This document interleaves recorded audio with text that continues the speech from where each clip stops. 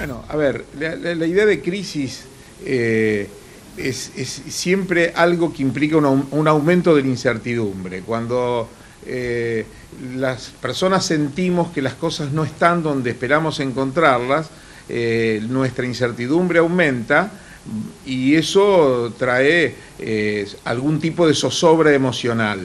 Es decir, nosotros tenemos que tener claro que a pesar de que decimos de que el hombre es un animal racional, en realidad el hombre es primariamente, el ser humano es primariamente un animal emocional, vamos a decir así. Si son las emociones la base de nuestra vida, la razón viene después, la razón se entrecruza con la emoción y ahí surge la reflexión.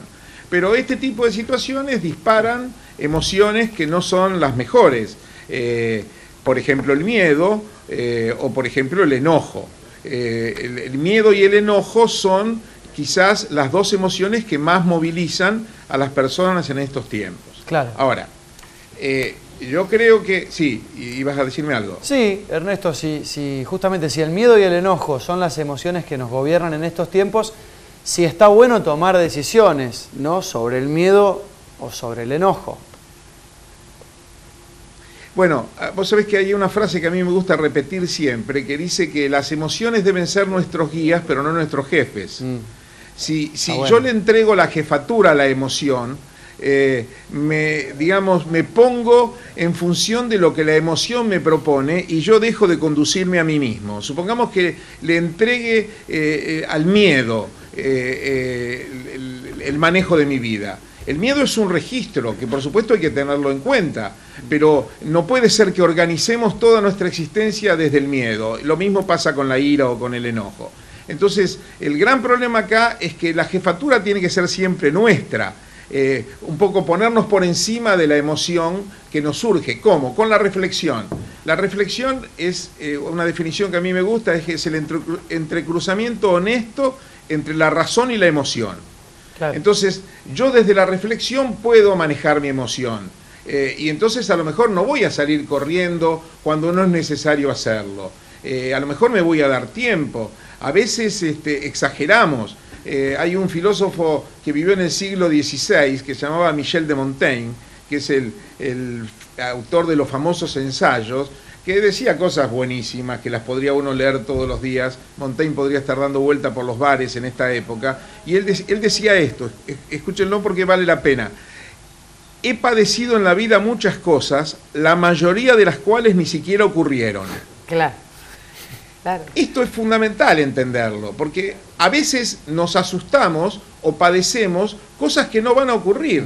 Entonces, ahí tiene mucho que ver cómo procesamos la información, cómo nos tomamos tiempo para pensar, cómo mediatizamos, cómo hacemos pasar la emoción por la aduana de la razón, por decirlo así, aunque sea para retomarla después. Una aduana inteligente ni rechaza todo ni deja pasar todo. Dice esto sí, esto no. Entonces, ese es el gran recurso que nosotros tenemos, porque, digamos, muchas de las cosas que ocurren están en nuestra zona de preocupación, pero no en nuestra zona de influencia. O sea, yo no tengo influencia sobre el préstamo en el FMI. Puedo decidir qué hacer con mis cosas. Tampoco tengo que asustarme sin pensar. Es fundamental pensar. Eso es lo que nos distingue a los seres humanos.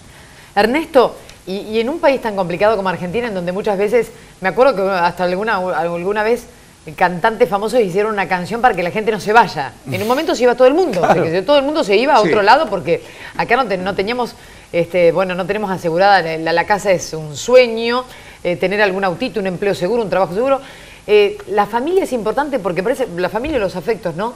Lo que nos quedan acá los argentinos y por lo cual nos vamos es porque somos muy afectivos, muy amigueros. ¿Recostarse en los afectos es importante? Pero es fundamental y ese es un recurso que nosotros tenemos. Digamos, esto que estás planteando permite otro enfoque, que es el enfoque de en qué tipo de cultura vivimos. Las culturas son la cantidad de recursos que una sociedad fabrica para resolver los problemas de sus integrantes. Y, por ejemplo, el recurso al afectivo, esa posibilidad de estar cerca de los otros que nos importan y a quienes les importamos, es un recurso fundamental. Y nosotros tenemos eso.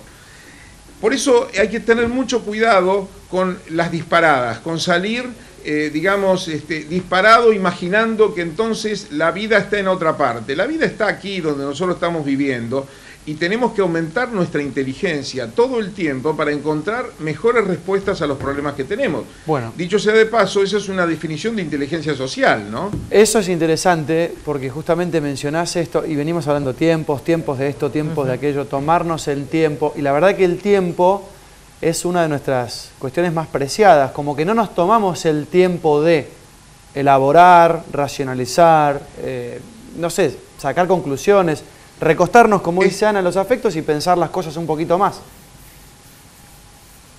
Eso es fundamental, porque si no, fíjate vos, ¿qué es la ansiedad? Es interesante entender.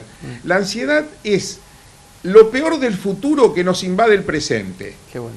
Nosotros vivimos siempre hoy, porque ayer ya pasó y mañana no llegó. Claro. Entonces, si yo tomo lo peor de mañana y lo vivo hoy, entro en un circuito de ansiedad. Inútil, por otra parte, porque no me sirve, me desespera, me coloca en una posición, digamos, me inmoviliza, me paraliza.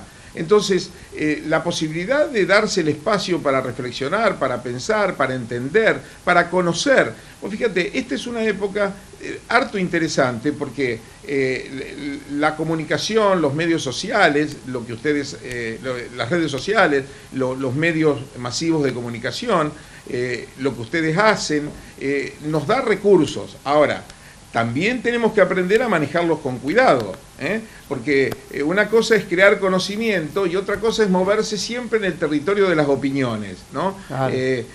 Y confundirlas con conocimiento. Opinión no es lo mismo que conocimiento. Conocimiento requiere una fundamentación. Opina cualquiera, decía mi abuela, y no se equivocaba, ¿no?